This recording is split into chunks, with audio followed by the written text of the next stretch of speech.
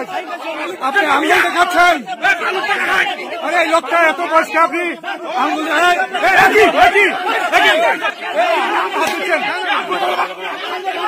আরে ভাই কি? আরে আপনি বুড়ো লোকটাকে হাত দিলেন, এই কমল বুড়োটাকে ঘুষি মারলো। হ্যাঁ এই কমল বুঝাও ওকে। আরে জনপ্রতিনিধিও, জনগণ কথা বলতেই পারে। আরে উনি জনপ্রতিনিধি, জনগণ কথা বলতেই পারে, এই বুড়োটাকে ঘুষি মারবে? এটা কি সর্বনাশ! এত রাগ হলে হবে না তো, এত রাগ হলে তো হবে না। হ্যাঁ বুড়াটাকে মারলেন কেন? কুমারগ্রামের বিজেপি বিধায়ক মনোজ ওরাঁও শুভেন্দু অধিকারী যখন মিরিকে, উত্তরবঙ্গের মিরিকে যখন শুভেন্দু অধিকারী রাজ্যের বিরোধী দল নেতা, তখন ভারতীয় জনতা পার্টির আরেক তরতাজা বিধায়ক শুভেন্দু অধিকারীর পাশে কলকাতায় এলে বিধানসভাতে ডান দিকে যাকে দেখা যায়, সেই মনোজ ওরাঁওয়ের বিরুদ্ধে বিক্ষোভে ফেটে পড়ল সাধারণ জনগণ ওনার নিজের কনস্টিটিউয়েন্সি, নিজের এলাকাতে। উনি বেরিয়েছিলেন ওনার নিজের এলাকা, নিজের কনস্টিটিউয়েন্সি কুমারগ্রামে একটু ঘুরে দেখতে, সাধারণ জনগণের দুঃখ দুর্দশার খোঁজ খবর নিতে। কিন্তু উনি ভুলে গেছিলেন যে এলাকায় উনি গিয়েছে সাধারণ জনগণের দুঃখ দুর্দশার কথা শুনতে, সেই এলাকার সাধারণ জনগণ গত 4.5 বছরে ওনার কাছে 9 বার ধর্ণা দিয়েছে, 9 বার আবেদন জানিয়েছে বেহাল রাস্তাকে ঠিক বা মেরামতি করার জন্য। কিন্তু উনি কোনো রকম কর্ণপাত করেনি, কোনো রকম গুরুত্ব দেয়নি। আর আজকের যখন মেঘ ভাঙা বৃষ্টিতে, অতিবৃষ্টিতে সেই রাস্তা আরও বেহাল হয়ে গিয়েছে, উনি তখন গিয়েছে নেতাগিরি করতে। সাধারণ জনগণ স্বাভাবিকভাবেই ওনাকে আটকেছে। আর যখন সাধারণ মানুষ, সাধারণ জনগণ ওনাকে আটকে বিক্ষোভ দেখাচ্ছে, ওনার বিরুদ্ধে প্রশ্ন করছে যে গত 4.5 বছরে 9 বার আপনার কাছে আমরা গিয়েছিলাম একটা রাস্তা মেরামতির জন্য, একটা রাস্তা তৈরির জন্য, আপনি কোনো রকম কর্ণপাত করেননি, আর আজকের তাহলে আপনি কি করতে এসেছেন? তখন উনি সাধারণ জনগণের সেই বিক্ষোভ, সাধারণ জনগণের সেই দুঃখ দুর্দশার কথা না শুনে তাদের উপরে দাদাগিরি দেখাচ্ছে, গায়ের জোর দেখাচ্ছে, তাদেরকে মারতে যাচ্ছে। এমনকি আপনারা দেখলেন ছবিতে একজন বয়স্ক মানুষ, একটা বয়স্ক ভদ্রলোককে উনি ঘুষি মারলেন। নরেন্দ্র মোদী, অমিত শাহ, কিরণ রিজিজু, শুভেন্দু অধিকারী, ভারতীয় জনতা পার্টির যে সমস্ত নেতারা গতকাল থেকে এই খগেন মুর্মুর ঘটনাকে নিয়ে গলার শিরা ফোলাচ্ছে যে তৃণমূল কংগ্রেসের মদতে একটা বিশেষ সম্প্রদায় তাদের উপর আক্রমণ করেছে, তাদের নেতাদের উপর আক্রমণ করেছে। আর এই মনোজ ওরাঁও যে শুভেন্দু অধিকারীর ডান দিকে থাকে, কলকাতায় এলে, বিধানসভায় এলে, তিনি প্রথমে যখন ওখানে গেলে বিক্ষোভের মুখে পড়লো, তখন নিজের গায়ের জোর দেখাতে গেল, একজনকে ঘুষি মারলো, তাতেও ওনার শান্তি হলো না, মন সন্তুষ্ট হলো না। তারপরে উনি ফিরে এসে ওনার নিরাপত্তার দায়িত্বে থাকা সিআইএসএফদের নিয়ে গেল। অর্থাৎ ওই লেটেল, আগেকার দিনে যেমন হতো না, জমিদার মুন্সিরা ওই লেটেল বাহিনী নিয়ে যেত, উনি সেই লেটেল বাহিনী নিয়ে গেল, সিআইএসএফ জওয়ানদের নিয়ে গেল সাধারণ জনগণকে টাইট দিতে। দেখুন সেই ভিডিও।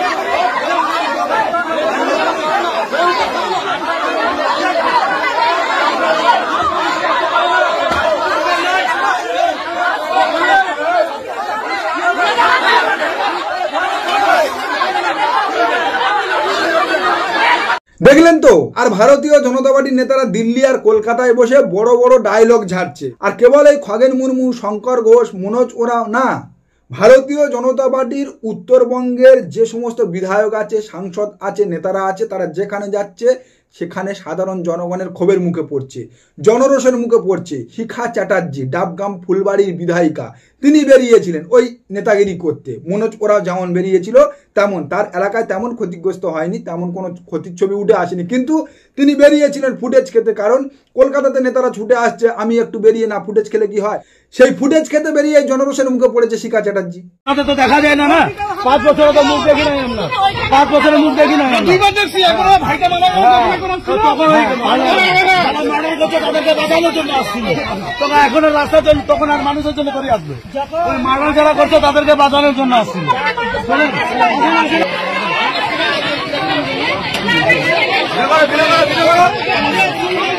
এই যে আমাদের জ্যোতির্ময় কলোনি রাস্তা দেখো, আমাদের এমএলএ হেঁটে যাচ্ছে।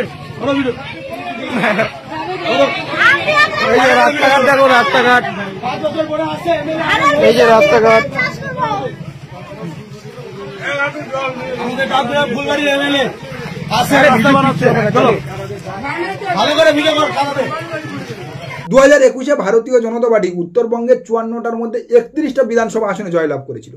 উত্তরবঙ্গের সাধারণ জনগণ যে আশা আকাঙ্ক্ষা নিয়ে ভারতীয় জনতা পার্টিকে 2021-এ উজাড় করে ভালোবাসা দিয়েছিল, উজাড় করে ভোট দিয়েছিল, ভারতীয় জনতা পার্টির বিধায়করা কিন্তু নির্বাচনে জিতে যাওয়ার পরে উত্তরবঙ্গের সাধারণ জনগণের সেই আশা আকাঙ্ক্ষা পূরণ করতে পারেনি, সাধারণ জনগণের পাশে থাকতে পারেনি। তার বহিঃপ্রকাশ কিন্তু আজকের দেখা যাচ্ছে। সাধারণ জনগণ ফুঁসছিল, আজকের সেই সুযোগটা সাধারণ জনগণের সামনে এসেছে।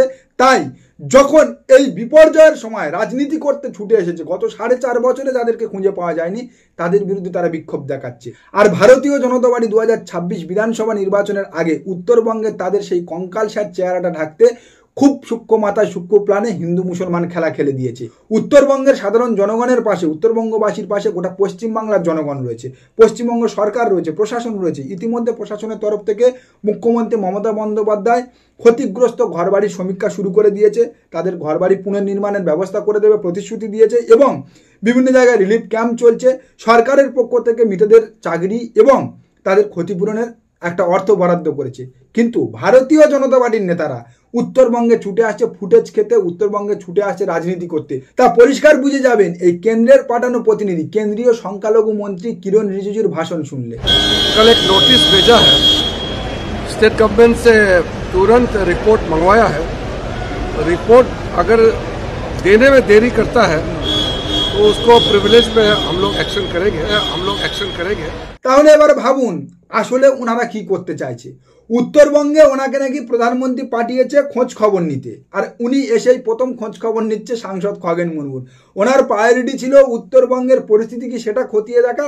অবশ্যই খগেন মুর্মুর বিষয় নিয়ে উনি কথা বলবেন, কারণ উনি তো ভারতীয় জনতা পার্টির নেতা। কিন্তু উনি এয়ারপোর্টে নেমে সাংবাদিকদের ডেকে প্রথমেই খগেন মুর্মুর বিষয়ে উত্তেজিত হয়ে উঠেছে। কেন তার গায়ে হাত পড়লো, কেন তার গায়ে থেকে রক্ত ঝরলো। ভারতীয় জনতা পার্টি উত্তরবঙ্গে একের পর এক নির্বাচনে মিথ্যা প্রতিশ্রুতি দিয়ে উত্তরবঙ্গবাসীর ভোট নিয়ে এসেছে এবং কিছু অলিখিত প্রতিশ্রুতি দিয়ে উত্তরবঙ্গবাসীর মন ভুলিয়ে রেখেছে। আজকের উত্তরবঙ্গের সাধারণ জনগণ যখন প্রকৃত বিপর্যয়ের মুখে পড়েছে, প্রকৃত সংকটে পড়েছে, তখন যেভাবে তারা উত্তরবঙ্গের এত ঢালাও ভোট পাওয়ার পরেও একটা পুণ্যমন্ত্রী দেয়নি উত্তরবঙ্গ থেকে, একটা হাফ প্যান্ট মন্ত্রী দিয়ে ঝুলিয়ে রেখে দিয়েছে, তেমনভাবেই উত্তরবঙ্গের সাধারণ জনগণের জন্য হাফ কম্পেনসেশন ঘোষণা করেছে। যেখানে মুখ্যমন্ত্রী রাজ্য সরকারের পক্ষ থেকে মৃতদের পরিবার পিছু 5 লক্ষ টাকা ক্ষতিপূরণ ঘোষণা করেছে, সেখানে কেন্দ্রীয় সরকারের পক্ষ থেকে প্রধানমন্ত্রী রিলিফ ফান্ডের পক্ষ থেকে 2.5 লক্ষ টাকা ক্ষতিপূরণ দিচ্ছে। 2.5 লক্ষ টাকা ক্ষতিপূরণ দেবে শুভেন্দু অধিকারী নিজে বলছে। আপনি কি কেন্দ্রকে সবটা জানাবেন? কিরণ রিজিজু নিজে এসছেন, প্রধানমন্ত্রীর প্রতিনিধি। আমরাও রিলিফ দেবো, যেখানে যারা 4 জন এখানে মারা গেছেন। প্রাইম মিনিস্টার রিলিফ ফান্ড থেকে 2.5 লাখ টাকা ডিক্লেয়ার হয়েছে। হ্যাঁ, এটাই ভারতীয় জনতা পার্টি। যেখানে রাজ্য সরকার 5 লক্ষ টাকা ক্ষতিপূরণ দিচ্ছে, সেখানে আশা করি এই উত্তরবঙ্গ যেখান থেকে ঢালাও ভোট পেয়েছে, সব থেকে বেশি আসন পেয়েছে, একের পর এক নির্বাচনে ভারতীয় জনতা পার্টি, কেন্দ্র সরকার সেখানে অন্তত রাজ্যকে ছাপিয়ে গিয়ে ক্ষতিপূরণ ঘোষণা করবে, এটাই উত্তরবঙ্গের সাধারণ জনগণ আশা করেছিল। কিন্তু বাস্তবে যা দেখা গেল, ভারতীয় জনতা পার্টি মিথ্যা প্রতিশ্রুতি দিয়ে তাদের যেমন ভোট নিয়েছে এবং তাদের ভোট নেওয়ার পরেও যেমন তাদের কোনো পূর্ণ মন্ত্রিত্ব দেয়নি, তাদের প্রতিশ্রুতি পূরণ করেনি, আজকেরও ঠিক সংকটের সময়, তাদের বিপদের সময়ও তাদের জন্য হাফ রিলিফ ঘোষণা করছে। ভারতীয় জনতা পার্টি উত্তরবঙ্গবাসীকে ভুল বুঝিয়েছে, ভারতীয় জনতা পার্টি উত্তরবঙ্গবাসীকে ভোট ব্যাংক হিসাবে ব্যবহার করেছে এবং সেটা উত্তরবঙ্গের জনগণ ধরে ফেলেছে। যে কারণে দিকে দিকে একের পর এক জায়গায় বিক্ষোভের মুখে পড়ছে ভারতীয় জনতা পার্টির নেতা মন্ত্রীরা। এবং সেই চিত্র ভারতীয় জনতা পার্টির বাংলার নেতাদের এতটাই ভয় পাইয়ে দিয়েছে যে সুকান্ত মজুমদারের মতো নেতা, উত্তরবঙ্গের বালুরঘাটের নেতা, ভারতীয় জনতা পার্টির হাফ প্যান্ট প্রতিমন্ত্রী, তিনিও ক্ষতিগ্রস্ত এলাকায় যেতে ভয় পাচ্ছে। দেখুন কিভাবে ক্ষতিগ্রস্ত এলাকায় না গিয়ে ত্রাণের গাড়ি নিয়ে ফাঁকা রাস্তায় ফটো সেশন করছে, ফটো তুলছে। হ্যাঁ, ভারতীয় জনতা পার্টির শেষের শুরু হয়েছে উত্তরবঙ্গে। আগামী 2026 বিধানসভা নির্বাচনে শুভেন্দু অধিকারী, সুকান্ত মজুমদার, খগেন মুর্মু, শঙ্কর ঘোষ, কিরণ রিজিজু, নরেন্দ্র মোদী শিব বেটে দিলেও স্বয়ং যদি অযোধ্যা থেকে বাবা রামচন্দ্রকে এনে দাঁড় করানো হয়, তাও উত্তরবঙ্গে ভারতীয় জনতা পার্টি ভরাডুবি হবে। উত্তরবঙ্গে ভারতীয় জনতা পার্টি বিগত 2021 বিধানসভা নির্বাচনে যে ফলাফল করেছিল তার হাফ ফলাফল ধরে রাখতে পারবে না। সেই খেলাটাই শুরু হয়েছে, তার স্যাম্পেল, তার টেলার এখন চলছে। নমস্কার, আজকের প্রতিবেদন এখানে শেষ করলাম। দেখা হচ্ছে আগামী কোনো প্রতিবেদনে। আমাদের প্রতিবেদন সম্পর্কে আপনাদের মতামত অবশ্যই জানান আমাদের কমেন্ট সেকশনে। সবাই ভালো থাকবেন।